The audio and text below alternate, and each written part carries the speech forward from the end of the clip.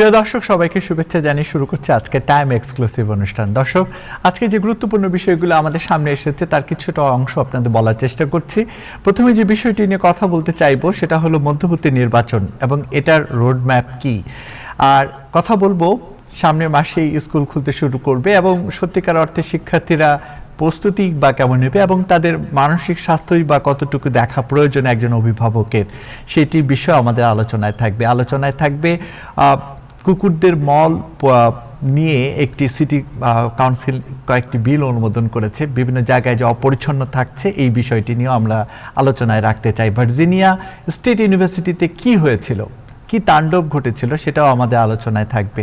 আমাদের সাথে অংশগ্রহণ করবেন আজকে জনাব হাসান ফেরদৌস, ইব্রাহিম চৌধুরী খোকন, ডাক্তার ফারজানা শক্তি, আর বরাবরের মতো নিউজ আপডেট জানাচ্ছেন জনাব নাজমুল হাসান। ধন্যবাদ। এবং একটা সেকেন্ড, আজকে হচ্ছে শনিবার, আগস্ট মাসের 15 তারিখ, শোকাহত আগস্ট বাংলাদেশে। এবং আজকে সারা বিশ্বব্যাপী বাঙালিরা এই দিনটি উদযাপন করছে।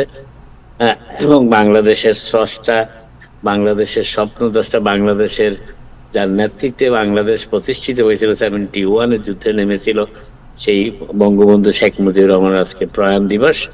তার প্রতি, তার বিদেহী আত্মার প্রতি শ্রদ্ধা। আজকেই যুক্তরাষ্ট্রের ঘাঁটিতে হামলা চালাতে যাওয়া 3 পাইলট জীবিত রয়েছে বলে জানিয়েছে ইরান। তবে এটি সাম্প্রতিক কালের কোনো হামলা না, আগের একটি হামলা, এবং তারা কাতারে বন্দী আছে, এটি আজকে ইরান প্রথম ঘোষণা করলো। ইরানের সশস্ত্র বাহিনীর জেনারেল মোহাম্মদ বাগের জাদে এই তথ্য নিশ্চিত করে বলেছেন যে তাদের ফার্স্ট নিউজ এজেন্সি এই তথ্যটি আজকে দিয়েছে। তারা বলেছে যে চলতি বছরের শুরুর দিকে যুদ্ধ চলাকালে যুদ্ধ বিমান বিধ্বস্ত হওয়ার পর ইরানের 3 পাইলটকে কাতার বন্দী করে রেখেছে বলে দাবি করেছে ইরান আজকে। এবং যা গত 6 মাস ধরে আটক থাকা এইসব পাইলটের মুক্তির বিষয়ে মধ্যস্থতা করতে আন্তর্জাতিক রেড ক্রস কমিটির কাছে আবেদন জানিয়েছে ইরান। এই খবরটি এই প্রথম এলো আজকে।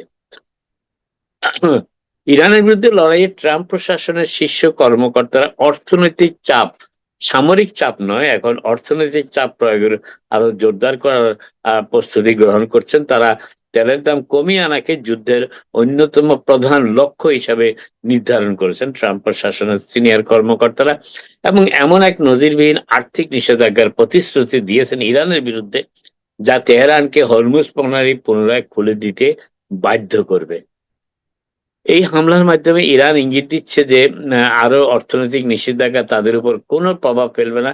এমনকি প্রেসিডেন্ট ট্রাম্প যখন সরাসরি সামরিক সংঘাত বা যুদ্ধে জড়াতে অনিচ্ছুক বলে মনে হচ্ছে, তখনও ইরান সামরিক পদক্ষেপ নিতে প্রস্তুত। বিশ্লেষকদের মতে তেহরানের উপর আর্থিক চাপ সৃষ্টির লক্ষ্যে ট্রাম্প যখন ইরানের বন্দরগুলোতে নৌ অবরোধের উপর বেশি নির্ভর করছেন, তখন ইরানের নেতারা দেখাতে চাইছেন যে তারা নতি স্বীকার করবেন না, বরং জ্বালানির দামের চাপে যুক্তরাষ্ট্র পিছু হটতে বাধ্য না হওয়া পর্যন্ত তারা হরমুজ প্রণালী সম্পূর্ণ বন্ধই রাখবেন। অর্থটা এই দাঁড়াচ্ছে যে ইরানের উপর অর্থনৈতিক চাপ সৃষ্টি করতে চাচ্ছে যুক্তরাষ্ট্র, আর ইরান বলছে যে তাদের হরমুজ প্রণালী বন্ধ রাখা হলে তেলের দাম ক্রমাগত বাড়তে থাকবে এবং এতে যুক্তরাষ্ট্রে অসন্তোষ সৃষ্টি হবে, এবং সেটি হয়তো মধ্যবর্তী নির্বাচনের ক্ষেত্রে প্রভাব ফেলতেও পারে। চাপের মুখে শেষ পর্যন্ত ট্রাম্প প্রশাসন পিছিয়ে উঠতে বাধ্য হবে। এটা হচ্ছে ইরানের বিশ্লেষকদের মতে ইরানের স্ট্র্যাটেজি, কিন্তু ইরান এই ব্যাপারে স্পষ্ট বলেনি, এটি বিশ্লেষকরা বলেছেন। ইন্টারন্যাশনাল ক্রাইসিস গ্রুপের মধ্যপ্রাচ্য উত্তর আফ্রিকা বিষয়ক ডেপুটি প্রোগ্রাম ডিরেক্টর আলী আয়েজ বলেছেন, আলী ভায়েজ তার নাম, ইনফ্যাক্ট ওয়াশিংটনের সঙ্গে গেম অফ চিকেন বা মুখোমুখি সংঘাতের প্রতিটি ঘটনা থেকে তেহরান একটি সহজ শিক্ষা পেয়েছে। তার মতে সেটি হচ্ছে যে যথেষ্ট সময় ধরে দৃঢ় মনোবল ধরে রাখলে শেষ পর্যন্ত আমেরিকাই আগে পিছু হটে, এটি ইরানের অনুভূতি। তিনি আরো বলেছেন যে যে ব্যবস্থাটি নিজেদের অস্তিত্ব রক্ষার লড়াইয়ে লিপ্ত বলে বিশ্বাস করে, তাদের ক্ষেত্রে অস্তিত্বের সংকট প্রতিরোধের ইচ্ছা শক্তিকে আরো দৃঢ় করে তোলে, যা ইরানের ক্ষেত্রে করেছে বলে বিশ্লেষকরা বলছেন। প্রতিরোধের জন্য কোনো মূল্য সীমা নির্ধারণ করে দেয় না। ওয়াশিংটন এই সপ্তাহে ইঙ্গিত দিয়েছে ওয়াশিংটনের কর্মকর্তারা, যে আগামী দিনগুলোতে তারা ইরানের অর্থনীতির উপর নতুন বিধিনিষেধ আরোপ করতে যাচ্ছেন। এবং ট্রেজারি সেক্রেটারি স্কট বিসেন্ট বলেছেন যে ইরানের বন্দরগুলোতে যুক্তরাষ্ট্রের নৌ অবরোধ এর পাশাপাশি এটিও একটি ত্রিমুখী জোরালো আঘাত। এটা হচ্ছে 1-2 পাঞ্চ, যেটাকে তিনি বলার চেষ্টা করেছেন আজকে। যাক, দেখা যাক সেই চাপে ইরান কতটা নতি স্বীকার করে, কিংবা শান্তি চুক্তি স্বাক্ষরে পুনরায় যুক্তরাষ্ট্রের সাথে আলাপ আলোচনার টেবিলে আসতে রাজি হয় কিনা, সেটি হচ্ছে এখন যুক্তরাষ্ট্রের এই চাপ প্রয়োগের কৌশলের লক্ষ্যমাত্রা। আফগানিস্তানে তারা যুক্তরাষ্ট্রের হয়ে লড়াই করেছিলেন বেশ কিছু আফগান। এখন তারা বিভিন্নভাবে তারা লড়াই করেছেন, কেউ ইন্টারপ্রেটার ছিলেন, কেউ আফগান এম্বাসিতে কাজ করেছেন, সাধারণ কাজ করেছেন, আফগান বাহিনীকে ফিল্ডে সহায়তা করেছেন। এখন তারা তাদের গ্রিন কার্ড হারানোর আশঙ্কায় ভুগছেন বলে আজকে জানিয়েছে ন্যাশনাল পাবলিক রেডিও, যাকে আমরা এনপিআর বলে চিনি। 5 বছর আগে যুক্তরাষ্ট্র যখন আফগানিস্তানকে সৈন্য প্রত্যাহার করে নেয়, তখন যুক্তরাষ্ট্রের সামরিক বাহিনীকে সহায়তা করা হাজার হাজার আফগান নাগরিককে নতুন জীবন গড়ার লক্ষ্যে যুক্তরাষ্ট্রে নিয়ে আসা হয়েছিল। কিন্তু এখন তাদের মধ্যে কেউ কেউ আশঙ্কা করছেন যে যুক্তরাষ্ট্র হয়তো তাদের ফেরত পাঠাতে চাইতেও পারে, এবং কেউ কেউ চিঠিও পেয়েছেন। তাদের গ্রিন কার্ডের ব্যাপারে প্রশ্ন তোলা হয়েছে সেই চিঠিগুলোতে। আফগানিস্তানে যুক্তরাষ্ট্রের সামরিক বাহিনীর পাশাপাশি লড়াই করা এবং যুক্তরাষ্ট্র সরকারকে সমর্থনকারী শত শত আফগান এখন উদ্বিগ্ন যে তাদের গ্রিন কার্ড বাতিলও হয়ে যেতে পারে। অনেক আফগান পরিবার, যাদের মধ্যে অনেক সন্তান সন্ততি নিয়ে ব্যস্ত, অনেকেই ইংরেজি শিখছে এবং কলেজে ভর্তিও হচ্ছে, তারা তারা এখন সরকারের পাঠানো চিঠির জবাবে কি করা সবচেয়ে ভালো হবে তা নিয়ে দিশেহারা হয়ে পড়েছে অনেকটা। যুক্তরাষ্ট্রের যে সমস্ত আফগান, অনেকে গ্রিন কার্ডও পেয়ে গেছেন। আমরা যুক্তরাষ্ট্রে কাজ করি, পড়াশোনা, সন্তান লালন পালন ও একটি স্বাভাবিক জীবন গড়ে তোলার চেষ্টা করছি, এমনটাই বলেছেন এম, প্রথম অক্ষর, নামের প্রথম অক্ষর এম দিয়ে যিনি তার পরিচয় দিয়েছেন। তিনি এনপিআর কে অনুরোধ করেছিলেন যেন তার নামের আদ্যাক্ষরই ব্যবহার করা হয়, কারণ গণমাধ্যমের সাথে কথা বললে তার গ্রিন কার্ডের উপরে নেতিবাচক প্রভাব পড়তে পারে বলে তিনি আশঙ্কা করছিলেন। সেই জন্য এনপিআর এর সাথে তিনি শুধু তার নামের আদ্যক্ষর এম হিসেবেই পরিচিত হয়ে কথা বলেছেন। কিন্তু এখন আমরা আইনজীবী খোঁজা, তিনি বলেছেন কংগ্রেসের কার্যালয়গুলোর সাথে যোগাযোগ করা এবং আমাদের গ্রিন কার্ডের ভাগ্যে কি ঘটতে পারে তা বোঝারও চেষ্টা করছি। বিষয়টি অত্যন্ত মানসিক চাপের কারণ, এমনকি ইমিগ্রেশন বিষয়ক আইনজীবীরাও এ নিয়ে ভিন্ন ভিন্ন মতামত দিচ্ছেন এখন। এই নোটিশগুলো অবশ্য নতুন কোনো বিষয় নয়, যদিও বাইডেন প্রশাসনের শেষ দিকে ফেডারেল সরকার, বাইডেন প্রশাসন এগুলোর কিছু কিছু পাঠানো শুরু করেছিল। মূলত অভিযোগ ছিল যে দুর্নীতির আশ্রয় গ্রহণ করে সেই আফগান নাগরিকরা যুক্তরাষ্ট্রের সাথে সহায়তা করেছেন বলে জানিয়েছেন নথিপত্রে। কারণ তাদের সন্দেহ ছিল যে আফগানদের এসআইভি, স্পেশাল ইমিগ্রেন্ট ভিসা বলে যেটি দেওয়া হয়েছিল, তাদের আবেদনের সমর্থনে জমা দেওয়া, অর্থাৎ আপনি স্পেশাল ইমিগ্রেন্ট ভিসা ক্যাটাগরিতে কোয়ালিফাই করার জন্য যে কাগজপত্র জমা দেওয়ার কথা, সেখানে জালিয়াতির আশ্রয় নেওয়া হয়েছে বলে যুক্তরাষ্ট্র বাইডেন প্রশাসন প্রথম দফায় অভিযোগ করেছিল তাদের শেষ দিকে। এখন ট্রাম্প প্রশাসনও সেই অভিযোগকেই প্রতিষ্ঠিত করার চেষ্টা করছে বলে আফগান নাগরিকরা যারা চিঠি পেয়েছেন তারা মনে করছেন। এবং এদিকে যুক্তরাষ্ট্র সরকারের পক্ষ, ট্রাম্প প্রশাসনের পক্ষ থেকে বলা হয়েছে যে আফগানদের এসআইভি আবেদনের সমর্থনে জমা দেওয়া কিছু কাগজপত্র সঠিক প্রক্রিয়ায় সংগ্রহ করা হয়নি, যা সম্ভবত জালিয়াতির সামনে, এবং এই জালিয়াতির মাধ্যমে পাওয়া গ্রিন কার্ড বাতিলের প্রক্রিয়াতে এই চিঠিগুলো পাঠানো হচ্ছে বলে ডিপার্টমেন্ট অফ হোমল্যান্ড সিকিউরিটি থেকে জানানো হয়েছে। বেশ কিছু আফগান ইতিমধ্যে চিঠি পেয়েছেন এবং তারা আশঙ্কা করছেন যে তাদের গ্রিন কার্ড বাতিল হয়ে যেতে পারে এবং তাদেরকে আফগানিস্তানে ফেরত পাঠানো হতে পারে। নিউ ইয়র্ক ও নিউ জার্সির অ্যাটর্নি জেনারেলরা একটি বহু স্টেট জোটের সাথে যুক্ত হয়েছেন। এই জোটটি ট্রাম্প প্রশাসনকে সারা সমগ্র যুক্তরাষ্ট্রে 1,70,00,000 বাণিজ্যিক গাড়ি চালক, অর্থাৎ যাদের কমার্শিয়াল ড্রাইভিং লাইসেন্স আছে, যাদের মধ্যে সেই যুক্তরাষ্ট্রে যে সমস্ত চালকরা কমার্শিয়াল ড্রাইভিং লাইসেন্সের অধিকারী, তাদের অনেক, এই কয়েক লক্ষ চালক রয়েছেন এই দুই স্টেট নিউ ইয়র্ক এবং নিউ জার্সিতে। ব্যক্তিগত তথ্যের নাগাল পাওয়া থেকে বিরত রাখার লক্ষ্যে এখন এই স্টেটগুলো এই কমার্শিয়াল ড্রাইভিং লাইসেন্সের পক্ষে আইনি লড়াই চালাচ্ছে। এই বিরোধের প্রভাব বা প্রতিটি চালকের নিত্যদিনের যাতায়াত কিংবা নিজের সন্তানদের স্কুলে বাসে যাত্রার উপরও পড়তে পারে, কারণ কমার্শিয়াল ড্রাইভিং লাইসেন্স। এই মামলার লক্ষ্য হলো ফেডারেল সরকার ট্রাম্প প্রশাসনকে কমার্শিয়াল বা বাণিজ্যিক ড্রাইভিং লাইসেন্সের নাম, জন্ম তারিখ এবং সোশ্যাল সিকিউরিটি নাম্বার সহ বিভিন্ন তথ্য বা রেকর্ড বাজেয়াপ্ত করা থেকে বিরত রাখা। এটি হচ্ছে এই লসুট, যেটি নিউ ইয়র্ক এবং নিউ জার্সি আরো কয়েকটি স্টেট, বিশেষ করে ডেমোক্রেটিক নিয়ন্ত্রিত স্টেটগুলির সাথে যুক্ত হয়ে এই ড্রাইভিং লাইসেন্সের তথ্য পাওয়ার ব্যাপারে ফেডারেল সরকারের যে অভিপ্রায়, যে উদ্যোগ, সেটিকে থামানোর চেষ্টা করছেন আদালতের মাধ্যমে। ট্রাম্প প্রশাসন ইতিমধ্যেই হুমকি দিয়েছে, যদি 17ই আগস্টের মধ্যে এই রেকর্ডগুলো হস্তান্তর করা না হয়, অর্থাৎ কমার্শিয়াল ড্রাইভিং লাইসেন্সের নাম, জন্ম তারিখ এবং ঠিকানা যদি হস্তান্তর করা না হয়, তবে এই তথ্য সম্বলিত যুক্তরাষ্ট্রব্যাপী ডাটাবেসের জন্য বরাদ্দ ফেডারেল অর্থায়ন বন্ধ করে দেওয়া হবে। এই ব্যাপক আইনি লড়াইয়ে মূলত ডেমোক্র্যাট নিয়ন্ত্রিত 21টি স্টেট এবং ডিস্ট্রিক্ট অফ কলম্বিয়া অংশ নিচ্ছে এই আইনি লড়াইয়ে। বিষয়টি ডেটার গোপনীয়তা এবং ডেটাবেসের নিয়ন্ত্রণ নিয়ে আইনি প্রশ্ন তুলেছে, যদিও যে ডেটাবেসটি থেকে কেবল নিউ ইয়র্কই দিনে প্রায় 30,000 বার তথ্য যাচাই করে থাকে। এটি একটি ফেডারেল ডাটাবেস এবং নিউ ইয়র্কে যত ড্রাইভিং লাইসেন্স ইস্যু করা হয়, সমস্ত ড্রাইভিং লাইসেন্স ইস্যু করার আগে এই ফেডারেল ডাটাবেসের সাথে তথ্য যাচাই করা হয় এবং নিউ ইয়র্ক স্টেট থেকে গড়ে প্রতিদিন 30,000-এর মতো তথ্য যাচাই বাছাই করা হয়ে থাকে, সেটি বলা হয়েছে। তবে বাদীদের অভিযোগ, প্রশাসন কেন এই তথ্য চাইছে সেই বিষয়ে তারা খোলামেলা কোনো ব্যাখ্যা দেয়নি। তা অর্থাৎ ট্রাম্প প্রশাসন কোনো ব্যাখ্যা দেয়নি কেন তারা এই তথ্য চাচ্ছে। তাদের আরো অভিযোগ, এই তথ্যের প্রকৃত উদ্দেশ্য হলো ইমিগ্রেশন সংক্রান্ত আইন প্রয়োগের কাজে তা ব্যবহার করা, অর্থাৎ ইমিগ্রেশন এনফোর্সমেন্টের কাজে এটি ব্যবহার করা। মামলার নথিতে বলা হয়েছে যে পরিবহন বিভাগের অধীনস্থ সংস্থা federal motor career safety administration আসলে ইমিগ্রেশন আইন প্রয়োগের উদ্দেশ্যে ডিপার্টমেন্ট অফ হোমল্যান্ড সিকিউরিটির সাথে তথ্য শেয়ার করতে চায়। এই সংস্থাটি সেই তথ্যের ভিত্তিতে স্টেট ও সেখানকার বাসিন্দাদের বিরুদ্ধে ব্যবস্থাও নিতে পারে, যার মধ্যে ইমিগ্রেশন আইন প্রয়োগের আইনি প্রক্রিয়া শুরু করা অন্তর্ভুক্ত।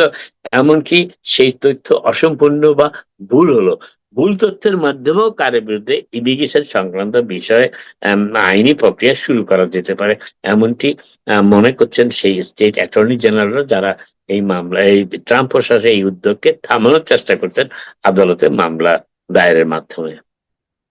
যুক্তরাষ্ট্রের নাগরিকত্বের আবেদনে নির্ধারিত সাক্ষাৎকারের অনুপস্থিত থাকা বিদেশিদের বিষয়ে যুক্তরাষ্ট্র নতুন নিয়ম প্রকাশ করেছে আজকে।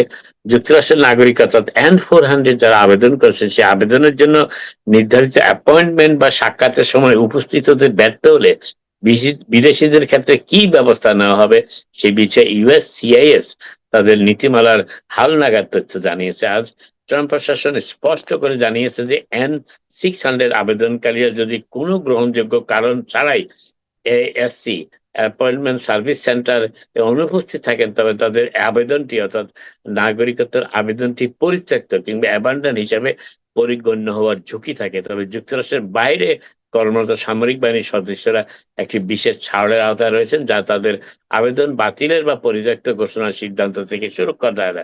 শুধু যুক্তরাষ্ট্রের সামরিক বাহিনীর সদস্যরা এই সুরক্ষা পেয়ে থাকেন। যুক্তরাষ্ট্রের নাগরিকত্ব আনার জন্য নির্ধারিত অ্যাপয়েন্টমেন্টে বিদেশে উপস্থিত না থাকলে কি ঘটতে পারে, সেটি হচ্ছে এই নীতির আওতায় আবেদনকারীদের বায়োমেট্রিক তথ্য, ছবি ও স্বাক্ষর জমা দেওয়ার জন্য USCIS এর আমেরিকান সাপোর্ট সেন্টারে সরাসরি উপস্থিত হওয়ার প্রয়োজন হতে পারে। 14 বছরের কম বয়সী হলে তাদের তাদের এই প্রক্রিয়ার সময় তাদের হয়ে কোনো অভিভাবক বা আইনগত পঙ্গি স্বাক্ষর করতে পারেন তাদের সেই আবেদনে। কোনো আবেদনকারী যদি সন্তোষজনক ব্যাখ্যা ছাড়াই নির্ধারিত অ্যাপ্লিকেশন সাপোর্ট সেন্টারের অ্যাপয়েন্টমেন্ট উপস্থিত হতে ব্যর্থ হন, তবে ফেডারেল কর্তৃপক্ষ সেই আবেদনটিকে পরিত্যক্ত হিসাবে গণ্য করে আবেদনটির প্রক্রিয়া বন্ধ, যাচাইয়ের প্রক্রিয়া কিন্তু আবেদনটি বিবেচনার প্রক্রিয়া বন্ধ করে দিতে পারে। নীতিমালায় আরো স্পষ্ট করে বলা হয়েছে, যারা এই সিদ্ধান্তের বিরুদ্ধে আপত্তি জানাতে বা আবেদনটি পুনরায় চালু করার অনুরোধ করতে চান, তাদের অবশ্যই ফর্ম I-290B আপিল বা মোশনের নোটিশ জমা দিতে হবে। এই নির্দেশে যুক্তরাষ্ট্রের বাইরে অবস্থানরত আবেদনকারীদের জন্য প্রযোজ্য, অর্থাৎ যুক্তরাষ্ট্রের বাইরে থেকেও যারা যুক্তরাষ্ট্রের নাগরিকত্বের আবেদন করতে চান তাদের জন্য এটি প্রযোজ্য। যারা বিদেশ থেকে আবেদন করছেন তাদের আবেদনের সাথে পাসপোর্ট আকার 2টি ছবি জমা দিতে হবে এবং তাদের জন্য কোনো এএসসি অ্যাপয়েন্টমেন্ট নির্ধারণ করা হবে না। এছাড়া ইউএসসিএস নিশ্চিত করেছে এন6 সালে আবেদনের তথ্য ব্যাকগ্রাউন্ড চেক বা অতীত যাচাই বাছাইয়ের জন্য এফবিআই এর কাছে পাঠানো হয় না। এটি অন্যান্য ইমিগ্রেশন সুবিধা আবেদনের প্রক্রিয়া থেকে সম্পূর্ণ আলাদা। সেটা হচ্ছে N600। ব্রঙ্কসের ডাইকম্যান স্ট্রিটে কিশোরদের সম্ভাব্য দখল বা বিশৃঙ্খলা ঠেকাতে এই সপ্তাহের শেষে 700 নিউ ইয়র্ক পুলিশ ডিপার্টমেন্টের কর্মকর্তা মোতায়েন করা হয়েছে, যাতে কিশোররা সেই এলাকাটি দখল করে নিতে না পারে উইকেন্ডে। ডাইকম্যান স্ট্রিট এলাকাটি কিশোর তরুণদের একটি দলের দখলে চলে যাওয়ার বা বিশৃঙ্খলা পরিস্থিতি সৃষ্টি হওয়ার আশঙ্কায় ব্রঙ্কসের কর্মকর্তারা এই সপ্তাহান্তে নিরাপত্তা ব্যবস্থা সেখানে জোরদার করেছেন। পুরো এলাকা জুড়ে প্রায় 700 মতো পুলিশ সদস্য মোতায়েন করা হবে এই সপ্তাহান্তে। গত সপ্তাহের সেই বিশৃঙ্খল পরিস্থিতির পুনরাবৃত্তি রোধ করাই হবে তাদের লক্ষ্য। যে ঘটনায় একজন নিহত হয়েছেন গত সপ্তাহে এবং বেশ কয়েকটি ব্যবসা প্রতিষ্ঠান ক্ষতিগ্রস্ত হয়েছিল। এলাকার স্থানীয় নেতারা বলেছেন যে কিশোর তরুণদের দ্বারা এলাকা দখলের মতো ঘটনার পুনরাবৃত্তির আশঙ্কায় তারা বিষয়টি নিউ ইয়র্ক পুলিশ ডিপার্টমেন্টকে সর্বোচ্চ পর্যায়ে জানিয়েছেন। তাদের মতে গত সপ্তাহে যা ঘটেছিল তার পুনরাবৃত্তি কোনো মতেই হতে দেওয়া যাবে না। ন্যান্সি প্রেস্টন জানান যে সে সময় তিনি নিজের বাড়িতে আটকা পড়েছিলেন। তিনি বলেন বিষয় ছিল অনেকটা সিনেমার মতো। গত সপ্তাহের যে ঘটনা যেন কোনো বিপর্যয় বা ভয়ের সিনেমার দৃশ্য ছিল। গত সপ্তাহে ব্রঙ্কসের সেই এলাকাটি। নিউ ইয়র্ক সিটির নিজস্ব ব্যবস্থাপনায় 5টি গ্রোসারি দোকান চালুর পথে রয়েছে। নিউ ইয়র্ক সিটিতে যে 5টি গ্রোসারি 2029 সালের মধ্যে চালু হবে বলে সিটি কর্তৃপক্ষ জানিয়েছে, সেগুলোতে মাংস, দুগ্ধজাত পণ্য ও তাজা শাকসবজির মতো নিত্য প্রয়োজনীয় পণ্যের যেসব ক্রেতাদের 30% ছাড় দেওয়ার পরিকল্পনা করেছে সেসব দোকানগুলো পরিচালনাকারী বেসরকারি প্রতিষ্ঠানগুলোকে দেওয়া সরকারি ভর্তুকির মাধ্যমেই এই ছাড়ের ব্যবস্থা করা হবে বলে সিটি প্রশাসন জানিয়েছে। অন্যান্য শহরগুলো যেখানে মূলত ফুড ডেজার্ট বা পুষ্টিকর খাদ্য, তাজা খাবার পাওয়ার সুযোগহীন এলাকাগুলোর সমস্যা সমাধানে মনোযোগ দিয়েছে, অন্যান্য শহরগুলিতে এই ধরনের স্টোরগুলো কিন্তু নিউ ইয়র্কের 5টি বড়তে কম দামে পণ্য বিক্রির প্রতিশ্রুতি, অর্থাৎ এখানে 30% কম দামে পণ্য বিক্রির প্রতিশ্রুতি দেওয়া হচ্ছে এবং সেটি বেশ স্বতন্ত্র আলাদা। New York city economic development কর্পোরেশনের কৌশলগত উদ্যোগে ও ব্যবসায়িক কার্যক্রম বিষয়ক নির্বাহী ভাইস প্রেসিডেন্ট জেমি হর্টন বলেছেন যে মূলত অন্য সব উদাহরণের খাবারের সহজলভ্যতা নিশ্চিত করার বিষয়টি প্রধান। সেগুলিতে দামের বিষয়টি বাধ্যতামূলকভাবে সাশ্রয়ী রাখার কোনো শর্ত থাকে না। আর এখানেই আমাদের কর্মসূচিতে অন্যদের চেয়ে আলাদা। অর্থাৎ নিউ ইয়র্ক সিটির যে গ্রোসারি খোলা হচ্ছে সিটির উদ্যোগে, মেয়র মামদানির উদ্যোগে 5টি বড়তে, সেই গ্রোসারি গুলোর মূল জিনিস হচ্ছে সেখানে কম দামে পণ্য বিক্রি। নিউ ইয়র্ক যুক্তরাষ্ট্রের অন্যান্য শহরগুলিতে যেগুলি খোলা হয় সেগুলি যেখানে যে সমস্ত পণ্য পাওয়া যায় না সেই সমস্ত এলাকাতে খোলা হয়। দামের ব্যাপারটা নিয়ে সেখানে ততটা ভাবনা চিন্তা করা হয় না। এই হচ্ছে মূল বক্তব্য। এই আজকের যে এই নিউ ইয়র্ক সিটির 2029 সালের মধ্যে যে গ্রোসারি খোলার উদ্যোগ নিয়েছে সিটি প্রশাসন, তার মূল মেসেজটি হচ্ছে সেটি। আরেকটি বিষয় যেটি বলার চেষ্টা করছি সেটি হচ্ছে যে আহ, আগামী 9 সেপ্টেম্বর নিউ ইয়র্কে একটি খাদ্য উৎসব হচ্ছে ম্যানহাটনে। বিশাল আকারে খাদ্য উৎসব, মাত্র 4 ঘন্টার জন্য 9 সেপ্টেম্বর। এবং এই বিশাল আন্তর্জাতিক খাদ্য উৎসবের জন্য টাইমস স্কোয়ার তাদের রেস্তোরাঁ সারি বন্ধ করেছে, অর্থাৎ রেস্টুরেন্ট রো বলে যে এলাকাটি আছে সেটি সেদিন বন্ধ থাকবে। 9 সেপ্টেম্বর আবারও বলি, যে খাদ্য উৎসবে থাকছে $5 খাবার, 30টিরও বেশি বিখ্যাত কুইজিন যেটাকে বলা হয় ভোজনশালা এবং ব্রডওয়ে নাটকের পরিবেশনা। এই সামার মিডটাউন এলাকায় অনুষ্ঠিত হতে যাচ্ছে সেই বার্ষিক টেস্ট অফ টাইমস স্কোয়ার নামের এই উৎসবটি, খাদ্য উৎসব 9 সেপ্টেম্বর আবারও বলে রাখি, বুধবার কিন্তু। এবং সেটি মাত্র 4 ঘন্টার জন্য, বিকেল 4টা থেকে 8টার মধ্যে। এর মাধ্যমে থিয়েটার ডিস্ট্রিক্টের প্রাণকেন্দ্রটি 4 ঘন্টার এক বিশাল বৈশ্বিক ভোজের আয়োজনে পরিণত হবে। নিউ ইয়র্ক সিটির অন্যতম দীর্ঘস্থায়ী এই আউটডোর ফুড ফেস্টিভ্যালে 30টিরও বেশি শীর্ষস্থানীয় রেস্তোরাঁ অংশ নেয়।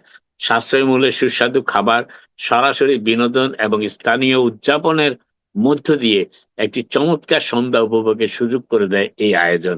2026 সালের 9 সেপ্টেম্বর বুধবার, আবারও বলি, শুধুমাত্র এক সন্ধ্যার জন্য বিকেল 4টা থেকে 8টা পর্যন্ত এই বিখ্যাত এলাকাটিতে যানবাহন চলাচল বন্ধ রাখা হবে এবং এটিকে পথচারীদের জন্য উন্মুক্ত এক বিশাল ফুড হ্যাভেন বা ভোজন উৎসবে পরিণত করা হবে।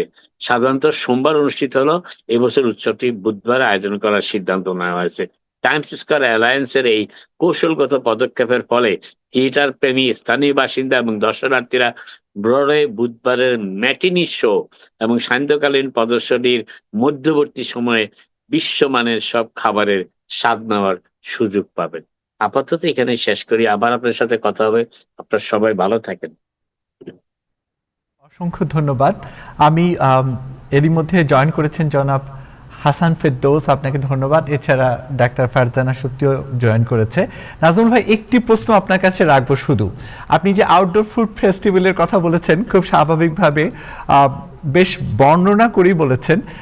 আমার একটি প্রশ্ন আছে যে এখানে মানে কেউ যদি ওখানে গিয়েও বাঙালি খাবারের স্বাদ পেতে চায়, মানে বাঙালিদের জন্য বাংলা খাবারের জন্য কোনো আলাদা কোনো সাইড টাইড থাকবে কিনা? 30টি বেশি ধরনের কুইজিন বলা হচ্ছে, তো আমার ধারণা সেখানে ইন্ডিয়ান ফুড থাকবে, যেটাকে সাধারণত আমরাই বাঙালিরাই আমাদের দোকানগুলির নাম দেয় ইন্ডিয়ান রেস্টুরেন্ট। সেখানে থাকবে হয়তো, আশা করছি। ধন্যবাদ আপনাকে, অসংখ্য ধন্যবাদ। হাসান ফেরদৌস ভাই, আপনাকে ধন্যবাদ জানাচ্ছি আমাদের আয়োজনে থাকার জন্য। হাসান ফেরদৌস ভাই, যে প্রশ্নটি রাখতে চাই, মধ্যবর্তী নির্বাচনে খুব স্বাভাবিকভাবে শুধু বাংলাদেশই না, আমার মনে হয় পুরো বিশ্ব তাকিয়ে আছে, কারণ মধ্যবর্তী নির্বাচনে আসলে রোড ম্যাপ কি, মধ্যবর্তী নির্বাচনের অনেক কিছুর উপরে অনেক মোটা দাগে যদি আমরা বলি যে অনেক হিসাব নিকাশে পরিবর্তন আসবে বলে মনে করছে বিশ্লেষকরা, এবং আপনিও যথেষ্ট এই নিয়ে অনেকবারই কথা বলেছেন। দর্শকদের জন্য কি বলবেন? ধন্যবাদ আরিফ, সবাইকে শুভেচ্ছা। আমাকে শোনা যাচ্ছে? জি, শোনা যাচ্ছে। আচ্ছা, 3 নভেম্বর হচ্ছে মধ্যবর্তী নির্বাচন, মিড টার্ম। তার মানে এখন থেকে এক্স্যাক্টলি 80 দিন বাকি। এক্স্যাক্টলি 80 দিন পরে মধ্যবর্তী নির্বাচন। আমেরিকায় প্রতি 2 বছর অন্তর নির্বাচন হয়, যে নির্বাচনে মূলত কংগ্রেসের পুরো হাউসটাই পুনর্নির্বাচিত হয় এবং সিনেটের 1/3 পুনর্নির্বাচিত হয়। কেমন? তার মানে পুরো কংগ্রেস 435 জন পুনর্নির্বাচিত হবেন এবং হাউসের 1/3 30+ পুনর্নির্বাচিত হবেন বা নির্বাচিত হবেন। এই 80 দিন আগে আমরা কিভাবে বুঝবো কোন দিকে যাচ্ছে এই নির্বাচনের খেলাটা? নেট সিলভার, আমেরিকার সবচেয়ে বিখ্যাত জনমত জরিপকারী সংস্থা বা ব্যক্তি, তিনি সংগঠনের পরিচালক, 538.com, নিউ ইয়র্ক টাইমস আগে ছিলেন, সবচেয়ে ডিপেন্ডেবল বলে তাকে ভাবা হয়। তিনি তার mid term electoral map release করেছেন, আজকে রিলিজ করেছেন, ফলে একদম তাজা এই হিসাবটি আমাদের সামনে আছে। দেখতে পাচ্ছি যে এই মধ্যবর্তী নির্বাচনে ডেমোক্রেটদের উজ্জ্বল সম্ভাবনা। তার আগে একটা কথা বলিনি আমি, যে ইস্যুগুলি কি নিয়ে মধ্যবর্তী নির্বাচনে আমরা লড়বো, লড়াইটা কি নিয়ে হবে। ক্লিয়ারলি সবসময় প্রধান ইস্যু থাকে ইকোনমি, আমাদের পকেট বুক ইস্যুস, নিত্য প্রয়োজনীয় দ্রব্যের কীরকম দাম, জ্বালানি গ্যাস পেট্রোলের কীরকম দাম, বাড়ি ভাড়ার কী অবস্থা, অ্যাফোর্ডেবিলিটির কোন পর্যায়ে পৌঁছেছি আমরা, মানে ইকোনমি সবসময় 1 নম্বর একটা ইস্যু। 2 নম্বর ইস্যু আমাদের জন্য এবার নতুন ইস্যু এসছে, ইরান যুদ্ধ। ইরান যুদ্ধের কারণেই সব দ্রব্যের দাম বেড়ে গেছে, বিশেষ করে জ্বালানি তেলের দাম বেড়ে গেছে, এবং এই যুদ্ধ সহসা থামছে বলেও মনে হচ্ছে না। যতদূর আমরা বুঝতে পারছি যে ইরান চাইছে যে যুদ্ধটা তারা টেনে নিয়ে যাক, বর্তমান যে অচল অবস্থা টেনে নিয়ে যাক, এবং মধ্যবর্তী নির্বাচনের পর যদি কংগ্রেসের ক্ষমতার হাত বদল হয়, তাহলে হয়তোবা এই যুদ্ধ প্রশ্নে ট্রাম্প প্রশাসনের অবস্থান, তাদের নেগোশিয়েটিং পজিশন হয়তোবা পরিবর্তন হবে, এমন একটা অঙ্ক থাকতেও পারে বলে স্ট্র্যাটেজিস্টরা মন্তব্য করছেন। বাট ক্লিয়ারলি ইরান ব্যাপারটাকে এনজয় করছে এই মুহূর্তে। আমেরিকার যেই জটিল সংকটে ট্রাম্প প্রশাসন পড়েছে ইরান যুদ্ধকে নিয়ে, ফলে দ্যাট নাম্বার 2 হবে, ইকোনমির পরে নাম্বার 2 হবে ইরান যুদ্ধ। থার্ড ইস্যু, ইনফ্যাক্ট সবচেয়ে বড় ইস্যু আমার বিবেচনা হবে ডোনাল্ড ট্রাম্প নিজে। ট্রাম্প এই মুহূর্তে অত্যন্ত অজনপ্রিয় একজন প্রেসিডেন্ট। তার অ্যাপ্রুভাল রেটিং মিড 35, 33, 32, 37%, বিভিন্ন ভিন্ন ভিন্ন, অন অ্যান অ্যাভারেজ মাত্র 35% লোক আমেরিকায় তার প্রতি সমর্থন ব্যক্ত করছে।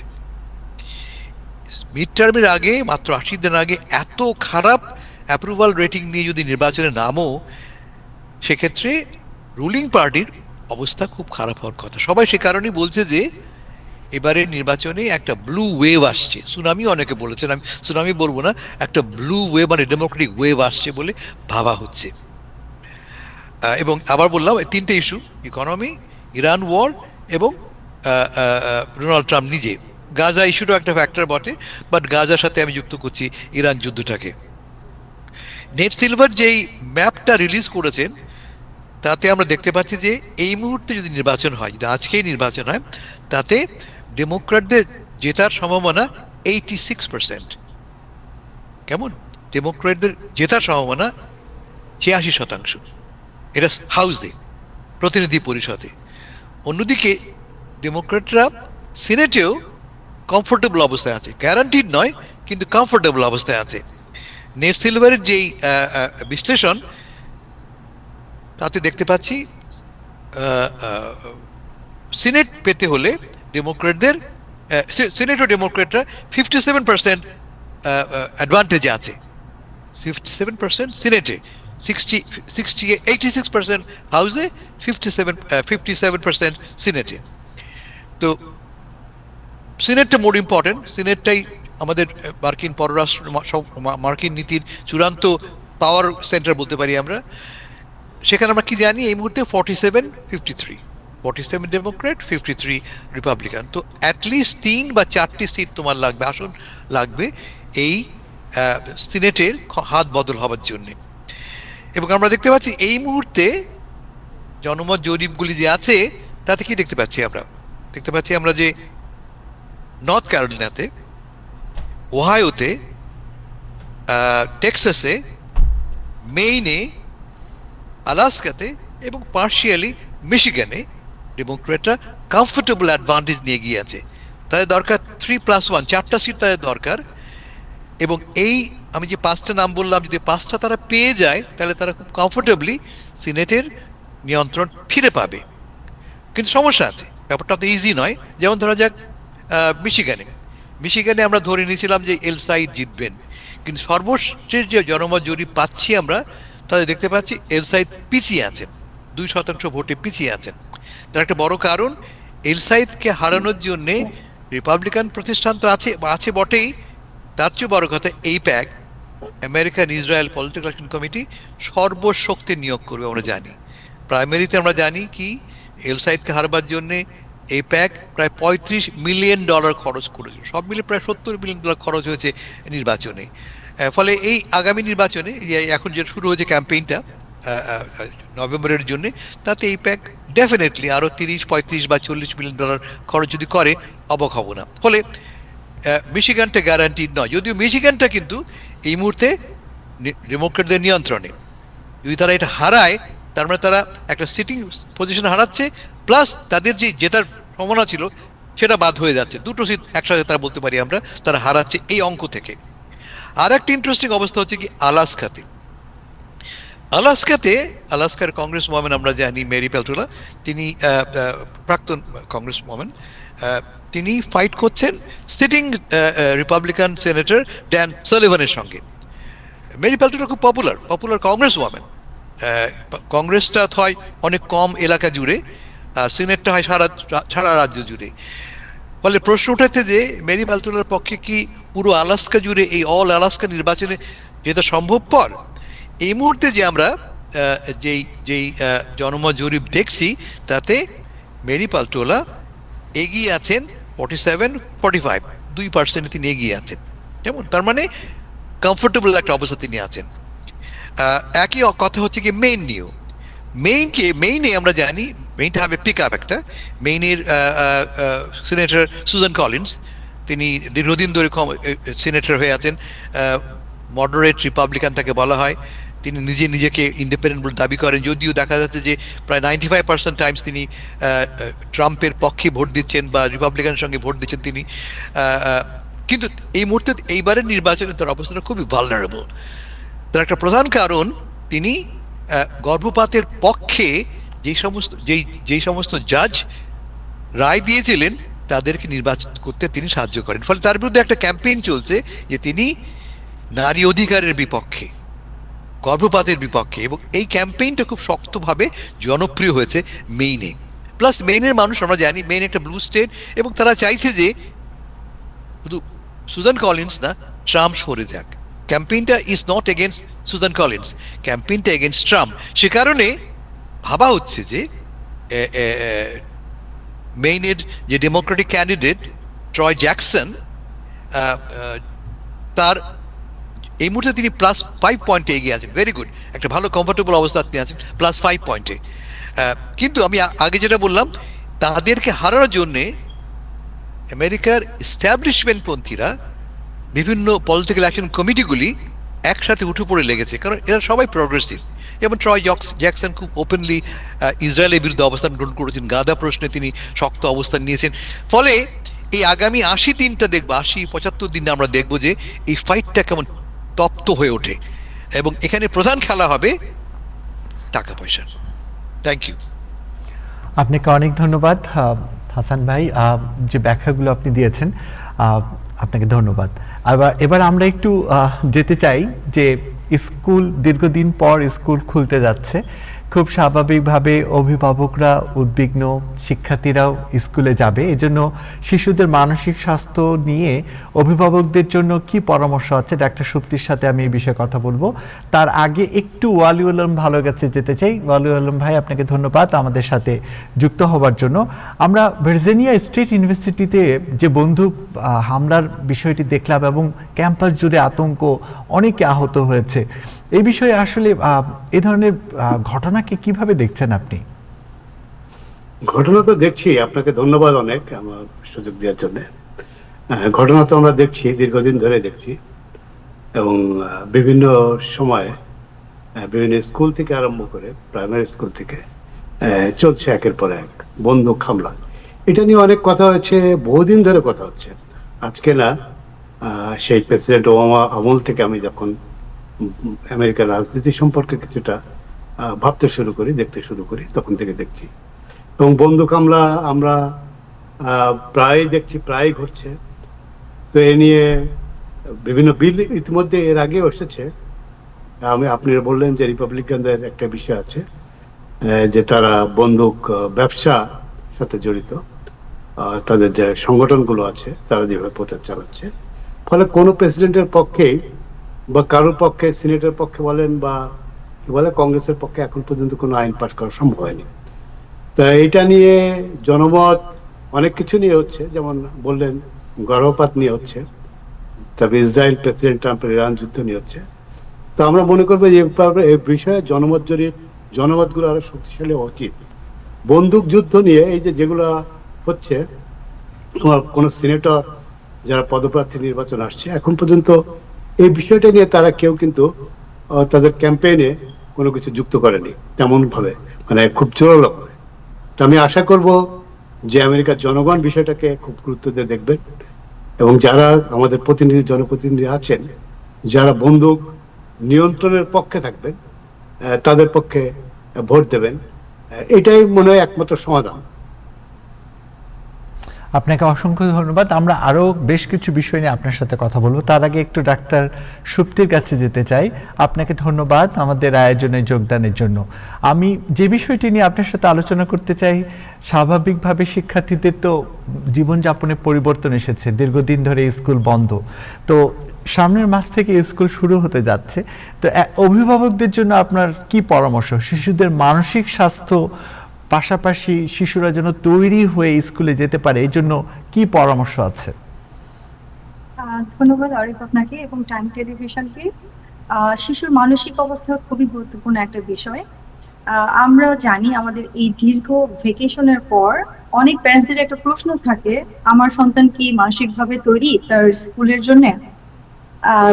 এই দীর্ঘ ভ্যাকেশনের পর বাচ্চারা যখন স্কুলে যায় প্রথম দিকে তাদের একটু নার্ভাস হয় অথবা এক্সাইটমেন্ট হয়, এটাকে আমরা সাথে সাথে মেন্টাল হেলথ হিসেবে ধরে নিব না। আহ, আমরা দেখবো যে তার এনজাইটিটা কি তার ডেইলি ফাংশনের উপর ইফেক্ট করছে কিনা। একজন ডক্টর হিসেবে আমি বলবো যে আমাদের কোন বিষয়গুলো দেখা উচিত। প্রথমে শিশুদের মানসিক অবস্থাগুলো আমাদের দেখা উচিত।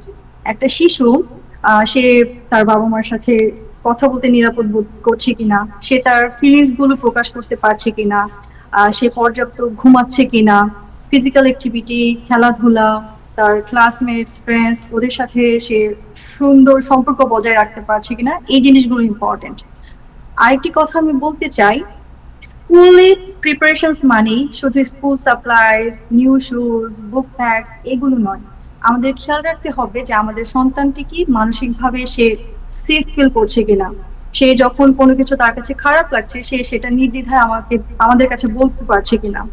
আরেকটা জিনিস আমি বলতে চাই, আমাদের লক্ষ্য কিন্তু আহ, একটা পারফেক্ট চাইল্ড তৈরি করে না। আমাদের প্রথম লক্ষ্য হওয়া উচিত এমন একটি শিশু তৈরি করা যে তার নিজের ফিলিংস গুলোকে বলতে পারে, যে চ্যালেঞ্জের মুখোমুখি হতে পারবে, এবং যখন তার হেল্পের দরকার হবে সে সেটা চাইতে পারবে। সেই ক্ষেত্রে আমি কিছু অ্যাডভাইস প্যারেন্টসদেরকে দিব, আপনারা অবশ্যই খেয়াল করবেন। আহ, প্রথমত, আপনার শিশু আপনার সাথে তার ফিলিংস নিয়ে কথা বলছে কিনা। স্কুল নিয়ে বাচ্চাদের মধ্যে যে নার্ভাসনেস আছে বা যে অ্যাংজাইটিটা আছে সেটাকে আমরা যেন প্যারেন্টসরা তাদের কাছে ভয় হিসেবে উপস্থাপন না করি। আমরা যেন তাদেরকে বলি, যখন তারা নার্ভাস ফিল করছে তাদেরকে বলি তুমি ভয় পেও না, আমরা একসাথে এটাকে ম্যানেজ করব। আরেকটা জিনিস যেটা খেয়াল করতে পারি, বাচ্চার ঘুমটা, কারণ এই ভ্যাকেশনে বাচ্চাদের লেট নাইট ঘুম হতে পারে বা স্ক্রিন টাইমটা বেড়ে যেতে পারে। তো সেই ক্ষেত্রে প্যারেন্টদের জন্য আমার একটা অ্যাডভাইস আছে, স্কুল শুরু হওয়ার 2-3 সপ্তাহ আগে থেকেই তাদের জন্য সেই early sleep and early wake up এই প্র্যাকটিসটা করা হয়।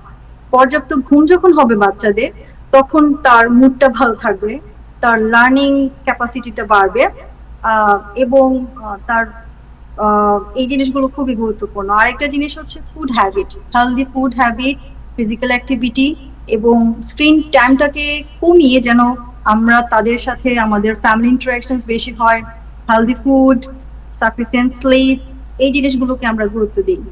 শুধুমাত্র একটা বাচ্চাকে আমরা একাডেমিক পারফরমেন্স দিয়ে কখনোই আমরা যাচাই করব না যে ও তো সাফিসিয়েন্ট গ্রেড পাচ্ছে না, ও 3 পাচ্ছে, 2 পাচ্ছে, এর ধরনের গ্রেড, ও তো ভালো স্টুডেন্ট না, এভাবে যেন আমরা জাজ না করি। একটা বাচ্চাকে আমরা জাজ করব তার ইমোশনাল ওয়েলবিং, সে সেফ ফিল করছে কিনা, তার টিচার্স ফ্রেন্ডদের সাথে তার রিলেশনশিপ কেমন, সে আদার্স অ্যাক্টিভিটিস গুলো কেমন, এই জিনিসগুলো আমাদের জন্য খুব গুরুত্বপূর্ণ। ধন্যবাদ আপনাকে। ওয়ালিউল আলম ভাই, আপনি আমাদের সাথে আছেন, আমাদের সাথে শিশুর মানসিক স্বাস্থ্য নিয়ে ডাক্তার সুপ্তি কথা বলেছে, আপনার কোনো প্রশ্ন আছে কিনা? না, তিনি বলেছেন যত আমরা আসলে বিষয়গুলো দেখা উচিত। তিনি তো বিস্তারিতই বলেছেন যে শিশুদেরকে কিভাবে আসলে আমরা ট্রিটমেন্ট করতে পারি। আমরা অনেকটাই ভুল করি আসলে। শুধুমাত্র উনি উল্লেখ করেছেন খুবই গুরুত্বপূর্ণ যে বাচ্চাদের স্কুল মার্ক দেখে, রেজাল্ট দেখে আমরা আসলে অধিকাংশ অভ্যস্ত, এটা যেন না হয়। এই সাথে তিনি স্কুলে যে আমরা বলছি তাদের প্রশ্নটা হচ্ছে যে আপনার ইদানিং বলা হচ্ছে যে আমরা যে সেলফোন ব্যবহার করছি স্কুলে, এবং সেটা নিয়ে কথা হচ্ছে। এ ব্যাপারে যদি আপনি আরেকটু কিছু বলতেন তাহলে তো ভালো হতো। ধন্যবাদ আপনাকে। একটা সময় ছিল যখন আমরা ছোট ছিলাম, আমরা দেখতে পেতাম যে আমাদের ভাই বোনরা ওরা যখন বড় হচ্ছিল তখন আমাদের কাজিনস ছিল, ফ্যামিলি মেম্বাররা জয়েন্ট ফ্যামিলি ছিলাম, তো আমাদের সময়গুলো কেটেছে হয়তো বা কাজিনদের সাথে বা ফ্যামিলি মেম্বারদের সাথে। যখন আরেকটু বড় হলাম দেখতে পেলাম যে আচ্ছা আমাদের জয়েন্ট ফ্যামিলি গুলো ভেঙে আমরা সিঙ্গেল হয়ে যাচ্ছি, আমরা শুধুমাত্র বাবা মা ছেলে মেয়েরা আছি। তারপর এখন আরো দেখতে পাই যে আমাদের ফ্যামিলি গুলো আরো ছোট হয়ে যাচ্ছে। তো সেই ক্ষেত্রে এই অ্যাডভান্স টেকনোলজির সাথে সাথে আমাদের চাইল্ডসরাও এই সিস্টেমটার সাথে ইনভলভ হয়ে গেছে, ওদের ফোন ইউজ করা, স্ক্রিন টাইমটা বেড়ে যাওয়া। তবে আমার কাছে মনে হয় আমাদের অবশ্যই আমাদের চাইল্ডদেরকে অবজারভেশনের মধ্যে রাখা উচিত, কারণ আমরা যদি অতিরিক্ত পরিমাণ ভালোবাসা দেখাই, ঠিক আছে ওইটা পছন্দ করছে, ও ফোনটা দিয়ে একটু খেলতে চাচ্ছে, ওকে আমি খেলতে দিই, কিন্তু সেটা দিয়ে কিন্তু আমি ইনস্ট্যান্ট ওকে ভালো, ওর বেটার ফিল করাচ্ছি, কিন্তু আলটিমেট লং টার্ম গোল কিন্তু এটা একটা বাজে প্রভাব ফেলছে। কারণ অতিরিক্ত এভরিডে 2 আওয়ার্স আমি অ্যাডভাইস করি, লাইক টিভি বা সোশ্যাল মিডিয়া অথবা মোবাইল ফোন। কিন্তু অতিরিক্ত যদি সে মোবাইল ফোনের প্রতি ইউজ করে বা স্ক্রিন টাইম দেখে, সেগুলো কিন্তু তার ব্রেন সেলের জন্য ভালো না, তার মানসিক অবস্থার জন্য ভালো না। আমাদের অবশ্যই খেয়াল রাখা উচিত যে আমাদের বাচ্চাদের ফ্রেন্ড সার্কেল কে, সে ফোনে কি করছে, কারণ এটা আমাদের একটা গুরুত্বপূর্ণ দায়িত্ব। এখানকার লাইফস্টাইল আমরা যেটা দেখি যে আমরা প্যারেন্টসদেরও কাজ করতে হয়, অনেক স্ট্রাগলিং লাইফ। তো সেই ক্ষেত্রে দেখা যায় যে আমাদের স্ট্রাগলিং এর জন্য আমরা ওদেরকে আচ্ছা ডিভাইস ইউজ করছি, ঠিক আছে করুক, সেই ইন দ্য মিনটাইম আমি আমার কাজটা করি। কিন্তু অ্যাজ এ প্যারেন্ট হিসেবে আমাদের মেইন যে দায়িত্বটা, ওদেরকে ভালো একটা লাইফ ওদেরকে লিড করানো, ওদেরকে ইমোশনালি যেন ওরা সেফ ফিল করে, যখন চ্যালেঞ্জের মুখোমুখি হবে সেটা যেন ফেস করতে পারে, এবং আলটিমেটলি ওরা যেন যখন হেল্পের দরকার হয় সেটা যেন চাইতে পারে। তো এক্সেস আসলে কোনো কিছুই ভালো না, আমাদের ডেফিনেটলি অবজার্ভ করা উচিত। ধন্যবাদ ডাক্তার শক্তি, আপনি আমাদের সাথে থাকুন। ওয়ালিউল আলম ভাই, আপনার কাছে দুটি প্রশ্ন আমি রাখতে চাই। প্রথমে আমরা একটি সংবাদ খেয়াল করেছি যে আমরা কুকুরের মল যেখানে সেখানে পড়ে থাকা, অপরিচ্ছন্ন পরিবেশ হওয়া, এটা নিয়ে সিটি কর্পোরেশন দেখলাম যে বেশ কিছু বিল পাশ করেছে। এই বিষয়ে কিছু বলার আছে কিনা দর্শকদের? এটা খুবই গুরুত্বপূর্ণ। আপনি যখন হাঁটতে যাবেন, আমরা দেখছি যে আমাদের নিউ ইয়র্কের জন্য এটা বেশ অধিকাংশ লোকে আপনার এটা ফলো করছে না, যে নিয়মগুলো আছে, যে তাদের ক্লিন আফটার ইয়োর ডগ সাধারণত যেটা বলা হয়, বা এই যে আমরা কি বলে যে যে কাজগুলো করছি। কিন্তু আমরা দেখছি যে নিউ ইয়র্কের অবস্থা, নিউ ইয়র্কের সাধারণ যে সিভিক জ্ঞানগুলো মানুষের, সেগুলা আগে অতীতে যেমন আমরা 10-5 বছর আগে যেরকম দেখেছি, রাস্তাঘাটে যে ময়লা ফেলা বা যে কোনো বোতল ফেলা বা যে কোনো গার্বেজ ফেলা, আমরা দেখছি যে এটা বাড়ছে। এবং এটা বাড়ছে, এটার কারণ হচ্ছে যে সিটি এসব ব্যাপারে আইন পাশ আছে, আইন কিন্তু অনেক ক্ষেত্রে আছে, কিন্তু তদারকি হচ্ছে না। তো আমি মনে করি যে শুধু আপনার আপনার এই যে কুকুরের কথা বলা হচ্ছে, শুধু সেগুলো না, গার্বেজের ক্ষেত্রেও আমাদের অনেক আইন আছে, অনেকগুলো আছে, যে আমাদের দাবি হবে এই মেয়রের কাছে যে আইনগুলো সঠিকভাবে প্রয়োগ করো। ইদানিং এখন পর্যন্ত দেখছি যে গাড়ির ক্ষেত্রে আমরা দেখছি, আমরা যখন হাঁটতে যাই, দেখা যাচ্ছে যে মানুষের বাসার সামনে যে ফুটপাতের গেটের যেটা তাদের ড্রাইভওয়েতে গাড়ি রাখছে, ফুটপাতের মধ্যে চলে আসছে, মানুষ হাঁটতে যেয়ে ঘুরছে। এরকম বহু কিছু আছে, সিভিক ল যেগুলো আছে আমাদের মধ্যে, সেগুলো আসলে আইন তো হচ্ছে, যেটা হয়েছে যে 2টো আইন হয়েছে, সেগুলো নিয়ে আমরা আশাবাদী। এবং সেই সাথে আমরা মনে করি যে এই সিটি এইসব আইন করলেই হবে না, আইনের প্রয়োগের দিকেও সঠিকভাবে নজর দিতে হবে। আরেকটি বিষয় খেয়াল করবেন যে যে কোনো মানে কুকুর যখন মল ছেড়ে যায়, ওই আশেপাশে কিন্তু অনেক দুর্গন্ধ ছড়িয়ে পড়ে, এবং এই দুর্গন্ধের কারণেও কিন্তু অনেকে দেখা যায় যে নাকে হাত দিয়ে বা ওই রাস্তাটাও অনেকে দেখেছি যে পরিবর্তন করে হেঁটে চলে যায়। তো মানে এই এর থেকে আসলে আইন করে কি শুধু মানে এটা ট্যাকেল করা সম্ভব? আপনি কি মনে করেন? শুধু আইন করে হবে না, এটা আমাদের যেমন দায়িত্ব আছে যে পুলিশকে অবহিত করা, জানানো, যারা আইন প্রয়োগকারী সংস্থা আছে তাদের কাছে জানানো। প্রত্যেক আমরা যদি দেখি কাউকে, আমরা এড়িয়ে যাই, শুধু ইদানিং যেটা হচ্ছে আমরা এড়িয়ে যাচ্ছি।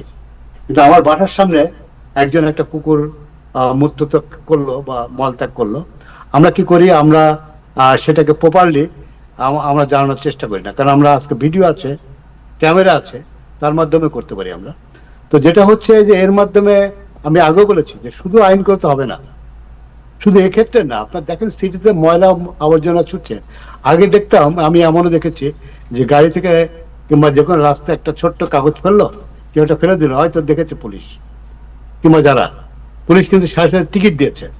এখন কিন্তু এইসব বিষয়ে পুলিশকে অনেক ক্ষেত্রে আমরা দেখছি, আমি দেখি অন্তত যে অনেক ক্ষেত্রে তারা এড়িয়ে যান। এবং কি করেন, যারা আছেন ময়লা আবর্জনার ক্ষেত্রে, বাড়ির সামনে ময়লা পড়ে থাকার ক্ষেত্রে, বা আমরা দেখছি যারা ফেলছে সেসব ক্ষেত্রে, কুকুরের মল তো আছেই, আপনি রাস্তায় যাবেন, পার্কে যাবেন, হাঁটতে থাকবেন, দেখবেন ফুটপাতের মধ্যে পড়ে আছে, আপনার পা পাড়া দিচ্ছে, আপনি বলছেন যে গন্ধ দিচ্ছে, আমি তো দেখছি, অনেক সময় দেখিও না, মানুষ পাড়া দিচ্ছে, ঘাসের উপর করেছে, পাড়া দিচ্ছে।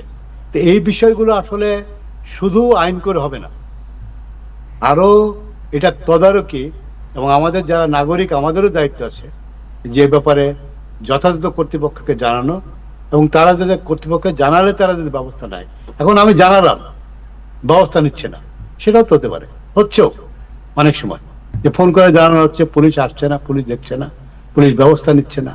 তো সুতরাং আমরা মনে করি সিটি কর্তৃপক্ষ এ ব্যাপারে আরো অনেক বেশি, শুধু আইনি পাশ করে তাদের দায়িত্ব শেষ করবেন না, এ ব্যাপারে তারা আরো অনেক বেশি ব্যবস্থা গ্রহণ করার জন্য এগিয়ে আসবেন। এবার একটু আপনার কাছে বাংলাদেশের দিকে একটু তাকাতে চাই। বাংলাদেশে একটি ঘটনা আমাদের চোখে পড়েছে। আমরা জানি আজকে একটা বিশেষ দিন, 15ই আগস্ট, বঙ্গবন্ধু প্রয়াণ দিবস, আমরা যেভাবেই বলি না কেন। তো ধানমন্ডি 32-এ আমরা দেখেছি কিছু যুবক এসেছিল শ্রদ্ধা জানাতে, এবং ওখানে কিছু বিশৃঙ্খলা ঘটনাও আমাদের চোখে পড়েছে।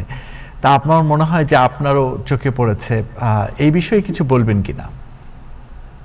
নিশ্চয়ই তিনি স্বাধীনতা যুদ্ধের প্রধান সৈনিক, এখানে কোনো সন্দেহ নেই। বাংলাদেশে যদি আমরা 71-এর কথা বলি বা 71-এর আগের কথা বলি, পাকিস্তান আমলের নির্বাচনের ক্ষেত্রে বলি, তিনি ছিলেন নির্বাচিত, মানে ব্যাপক সংখ্যাগরিষ্ঠতা বাংলাদেশের ক্ষেত্রে। যেহেতু পাকিস্তান ছিল পশ্চিম পাকিস্তান এক অংশে, পূর্ব পাকিস্তান এক অংশে, তো পূর্ব পাকিস্তানের যে ভোট, তিনি মানে একক সংখ্যা 167টা সিট পেয়েছিলেন। তো এখানে মনে করতে পারি যে বাংলাদেশের অবিসংবাদিত নেতা তিনি পূর্ব পাকিস্তানে ছিলেন, এবং তিনি পাকিস্তানের প্রধানমন্ত্রী হতে পারতেন। বাংলাদেশে যখন দিল না তাকে ক্ষমতায়, আমরা স্বাধীনতা যুদ্ধ শুরু করলাম, তার নামেই স্বাধীনতা যুদ্ধ হয়েছে। যে যতই ইতিহাস অস্বীকার করুক না কেন, ইভেন যারা আজকে ক্ষমতা আছে তাদের, আমরা জিয়াউর রহমান, তিনিও একজন সৈনিক, স্বাধীনতার ঘোষণাকারী, তিনিও যে ঘোষণা দিয়েছিলেন সেটিও কিন্তু তার নামে দেওয়া হয়েছিল, তাকে উল্লেখ করা হয়েছিল তার দ্বিতীয় ঘোষণায়। তিনি নিজে বলেছেন যে জনগণকে আরো সম্পৃক্ত করার জন্য তার নাম অন্তর্ভুক্ত করা হয়েছে তার ঘোষণায়, দ্বিতীয় ঘোষণায়। প্রথম ঘোষণায় তিনি হয়তো বলেননি। সুতরাং যে কোনো দিক থেকে আপনি দেখেন না কেন, স্বাধীনতা যুদ্ধ বাংলাদেশের, এটা বাংলাদেশের ইতিহাসের সবচেয়ে স্মরণীয়, সবচেয়ে গৌরবজনক ঘটনা। এবং এই গৌরবজনক ঘটনার পিছনে যিনি নেতৃত্ব দিয়েছিলেন, অবশ্যই ইতিহাসের পাতায় তার নাম স্বর্ণাক্ষরে লেখা থাকবে। হ্যাঁ, তিনি স্বাধীনতা যুদ্ধ হওয়ার পরে দেশ শাসনে কি করেছিলেন, দেশ শাসনে কতটুকু সফল হয়েছিলেন, সেটা নিয়ে বিবেচনা হতে পারে। ইভেন তিনি স্বাধীনতা যুদ্ধের আগে তার রাজনৈতিক দলের নেতা হিসেবে তিনি যেসব কথাগুলো বলেছেন, গণতন্ত্রের কথা বলেছেন, কিংবা ন্যায় বিচারের কথা বলেছেন, মানুষের শোষণের কথা বলেছেন, কিন্তু নিজে যখন ক্ষমতায় ছিলেন হয়তো তার অনেক কিছুই তিনি সেগুলো থেকে সরে গিয়েছিলেন, সেটা পরবর্তী বিবেচনা। কিন্তু স্বাধীনতা যুদ্ধের কথা বলতে হলে আপনার বঙ্গবন্ধু শেখ মুজিবের নাম বলতেই হবে। এবং সেক্ষেত্রে বাঙালির স্বাধীনতা যুদ্ধ যেহেতু সবচেয়ে গৌরবজনক অধ্যায়, তো সুতরাং সেই গৌরবজনক অধ্যায়ের সবচেয়ে গৌরবজনক উজ্জ্বল নেতৃত্ব, তার কথা তো বলতেই হবে। এটা এ বিষয়ে আমি যে যাই বলুক, ইতিহাসের কথা ইতিহাসে সেভাবেই লেখা থাকে। আমরা আরেকটি বিষয়ে উল্লেখ করেছিলাম যে কিছু মানুষ এসেছিল ওখানে, এবং কিছুটা বিব্রতকর। এখানে একটি বিষয় আমি বলতে চাই, আসলে সমস্যাটা হয়ে গেছে হচ্ছে যে, শোনেন, রাজনীতি নিয়ে সমস্যা হচ্ছে যারা এখনকার রাজনীতিবিদ নেতা আছেন, যেমন শেখ হাসিনার কথাই বলেন, কিংবা আজকে বলেন যে তারেক রহমানের কথাই, বা তার রাজ্যে যারা পরিবারতন্ত্রের রাজনীতি করেন, তারা কি করেন, তারা অতীতকে তাদেরকে টেনে এনে নিজের অযোগ্যতা থাকার জন্য তারা পিতাকে টেনে আনেন বা মাকে টেনে এনে কি করেন, রাজনীতিতে নামিয়ে দেন। তিনি কিন্তু নেই, তিনি কিন্তু চলে গেছেন, তিনি কিন্তু পরলোকে চলে গেছেন। কিন্তু তারপরে আমরা দেখছি তার গৌরব তো তারই। এখন বঙ্গবন্ধু যত বড় নেতাই হোক না কেন, এখানে শেখ হাসিনার যদি যোগ্যতা না থাকে, তিনি সেই যোগ্যতা ব্যবহার করে কি করতে চান, রাজনীতি করতে চান। ঠিক একইভাবে এখনকার যে পরিস্থিতি এটা চলছে, এখন যে পরিস্থিতি চলছে সেটা হচ্ছে যে এটাও একটা রাজনীতি। বঙ্গবন্ধুকে কেন্দ্র করে আওয়ামী লীগ মাঠে নামতে চায়, এখানে হচ্ছে সমস্যা। আওয়ামী লীগ নিজে যদি পারে নামুক, সেখানে অসুবিধা নেই। বাংলাদেশে শেখ হাসিনা যে ঘটনা ঘটিয়েছে, যে হত্যাকাণ্ড করেছে, শিশু থেকে আরম্ভ করে 160 জন শিশু মারা গেছে, 3, 5 বছর 6 বছরের শিশু আছে। তা আপনি তাদেরকে যদি বঙ্গবন্ধুকে যে ঢাকতে চান এসব হত্যাকাণ্ড, শেখ হাসিনার অপকর্ম, তাহলে তো হবে না। বঙ্গবন্ধুকে, জিয়াউর রহমানকে তাদের ইতিহাসের জন্য ইতিহাসবিদদের কাছে ছেড়ে দেওয়া উচিত। তাদের নিয়ে আমাদের কোনো সমস্যা নেই, বাঙালিদের কোনো সমস্যা নেই, কিন্তু তাদেরকে নিয়ে যখন রাজনৈতিক আপনার কি করা হয়, সুবিধা দেওয়ার চেষ্টা করা হয়, সমস্যাটা তখনই। এবং এই যে বঙ্গবন্ধু, ঠিক আছে, এখন বঙ্গবন্ধুর বাসভবনে কেউ যাচ্ছে না, খালি পড়ে আছে, থাক না, 2-1 বছর খালি, 5 বছর খালি পড়ে থাকলে কি হয়? যারা এই সরকারই দেখা যাবে, যারা আছেন ক্ষমতায়, কিংবা যারা জুলাই আন্দোলন করছে, তারাই দেখা যাবে যে বঙ্গবন্ধুর নামে কি করছে, তারা সেখানে জাদুঘর বানিয়েছে। হতে পারে একটা বিশেষ ঘটনার প্রেক্ষিতে শেখ হাসিনা যেহেতু বঙ্গবন্ধুকে ব্যবহার করতে চেয়েছিলেন এবং বঙ্গবন্ধুকে ব্যবহার করেছেন তার 17 বছরের শাসন আমলে, তাকে ব্যবহার করে রাজনীতিতে টিকে থাকার চেষ্টা করেছিলেন, তার প্রতিফল, তার সমস্যাটা এখন দেখা দিচ্ছে। এটা বঙ্গবন্ধুর কোনো সমস্যা না। এবং আমি মনে করি যে যাই করুক না কেন, এই যে আজকে বঙ্গবন্ধুকে নিয়ে যা করা হচ্ছে, এখনো চেষ্টা করা হচ্ছে তাকে রাজনীতিতে টেনে নামানোর। ঠিক একইভাবে জিয়া রহমানকে রাজনীতিতে টেনে নেওয়ার চেষ্টা চলে। তা আমরা মনে করি এটা যে পরিবারতন্ত্রের রাজনীতি, পরিবার রাজনীতি যে চলছে বাংলাদেশে, এটা থেকে বাংলাদেশের মুক্তি দরকার। তাহলে দেখা যাবে যে আমরা মৌলানা ভাসানী দিয়ে কোনো টানাটানি করছে না, বঙ্গবন্ধুকে নিয়েও কে টানাটানি করবে না। দেখা যাবে সকলেই, যেহেতু রাজনৈতিক সুবিধা নেওয়ার জন্য একদল চেষ্টা করে, আরেক দল চেষ্টা করে কি এর প্রেক্ষিতে তাকে আক্রমণ করে তারা রাজনৈতিক সুবিধা নিতে চায়, তার বিপক্ষে অবস্থান নেয়। আমাদের সমস্যা হচ্ছে এখানটায়। আমরা মনে করি এই সমস্যা থেকে আমরা যারা আছি, যারা আছেন বুদ্ধিজীবী, যারা ইতিহাসবিদ আছেন, তারা বেরিয়ে আসতে পারবেন। ধন্যবাদ আপনাকে। আমরা অনুষ্ঠান শেষ করতে যাচ্ছি, যাওয়ার আগে ডাক্তার সুপ্তির কাছে আমার একটি শেষ প্রশ্ন করতে চাই। সেটা হলো যে খুব স্বাভাবিকভাবে শিক্ষার্থীরা যারা নতুন করে স্কুল শুরু করবে, এরই মধ্যে দেখা গেছে তাদের খাদ্য তালিকায় কিন্তু একটা পরিবর্তন এসে গেছে, ঘুমের মধ্যে একটা পরিবর্তন এসে গেছে। তো স্কুল যখন শুরু হবে, তো খাদ্য তালিকায় স্বাভাবিকভাবে নতুন করে একটা খাদ্যাভ্যাস তাদের শুরু হবে। তো এই সময়টাতে আসলে শিক্ষার্থীদের কোন বিষয়গুলো খেয়াল রাখা উচিত, তাদের খাদ্য অভ্যাসে যেন কোনো বিরূপ প্রভাব শরীরে না পড়ে? ধন্যবাদ আরিফ আপনাকে। এটা খুবই একটা গুরুত্বপূর্ণ বিষয়, আমাদের প্যারেন্টদেরকে অবশ্যই লক্ষ্য রাখা উচিত। আমরা যেটা কনজিউম করছি সেটাই কিন্তু আমাদেরকে ক্যালোরি দিচ্ছে, এনার্জি দিচ্ছে। তাহলে আমরা যদি হেলদি ফুড বাচ্চাদেরকে প্রোভাইড করি, স্কুল শুরু হওয়ার কিছুদিন আগে থেকে আমাদের প্র্যাকটিস করা উচিত, like junk food, fast food, এই জিনিসগুলো যেন আমরা অ্যাভয়েড করি। ওদেরকে যেন আমরা প্রচুর পরিমাণ ওয়াটার, প্ল্যান্টি অফ ওয়াটার যেন বাচ্চারা খায়, বাচ্চারা যেন হেলদি ফ্রুটস, ভেজিটেবলস, ফ্রুটস। আপনাকে একটা জিনিস অবশ্যই মাথায় রাখা উচিত, যখন আপনি হেলদি ফুড গুলোর এক্সেস ঘরে রাখবেন এবং বাচ্চাদেরকে আপনাকে এনকারেজ করতে হবে, you have to be eat healthy to be healthy. তোমাদের অবশ্যই ভালো খাবার খেতে হবে, তাহলে তোমরা বেটার ফিল করবে। এবং স্কুলে তো ডেফিনেটলি স্কুলের একটা স্ক্যাডিউল আছে, সকালে ওদের ব্রেকফাস্টের ব্যবস্থা, লাঞ্চের ব্যবস্থা, ওই ফুডগুলো definitely healthy food. In the meantime আমাদেরকে খেয়াল রাখতে হবে বাচ্চারা যখন স্কুল থেকে আসবে ওদেরকে যেন এনাফ ফ্লুইড দেওয়া হয়। ডিনার টাইমটা যেন ওদেরকে লেট নাইট ডিনার না দেওয়া হয়, লাইক উইদিন 7 PM আমরা যেন ওদেরকে হেলদি ডিনারটা সার্ভ করি।